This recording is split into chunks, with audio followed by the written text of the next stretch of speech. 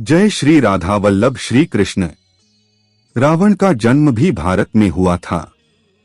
देवता और राक्षस आपस में सौतेले और मौसेरे भाई है।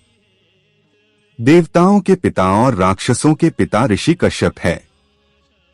देवताओं की मां देवी अदिति और राक्षसों दैत्यों की मां देवी दिति है। दोनों सगी बहन हैं। नाना और नानी भी एक है। प्रजापति दक्ष और देवी प्रस्तुति। ऐश्वर्य और भोगों से पूर्ण स्वर्ग देवताओं को प्राप्त हुआ और राक्षसों को स्वर्ग से भी श्रेष्ठ ऐश्वर्यशाली और भोगों से पूर्ण पाताल लोक प्राप्त हुआ। साथ में राक्षसों को असंतोष और कुंठा भी प्राप्त हुई और यही से शुरू हुआ देवताओं और राक्षसों में आपसी टकराव। इस टकराव में जब देवताओं ने राक्षसों को मारकर शक्ति विहीन कर दिया, तब सभी राक्षस पाताल लोक छोड़कर गहरे पानी में गुफाओं में छिप कर बैठ गए। एक दिन आपस में चर्चा की देवताओं पर विजय कैसे प्राप्त करें, तो विचार किया हमें एक ऐसा योद्धा चाहिए जो ज्ञान और बल में भारतवर्ष के राजाओं के समान हो। इस विचार को ध्यान में रखकर योजना बनाई कि हम किसी तपस्वी और ज्ञानी से उत्पन्न संतान की प्राप्ति हो।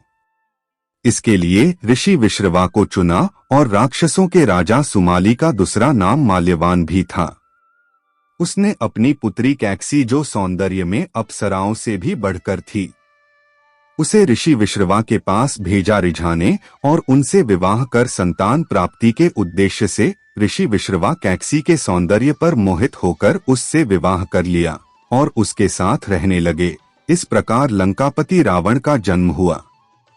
भारत का बिसरख गांव रावण का पैतृक गांव है।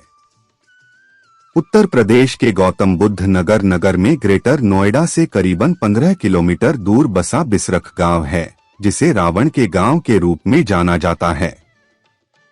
कहते हैं कि इसी जगह पर लंकेश का जन्म हुआ था। आज भी यहाँ रावण की पूजा होती है।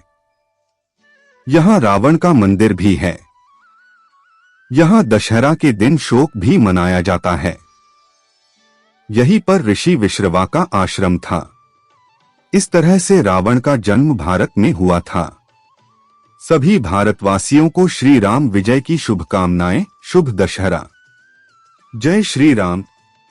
श्री राधा कृष्ण समर्पिते।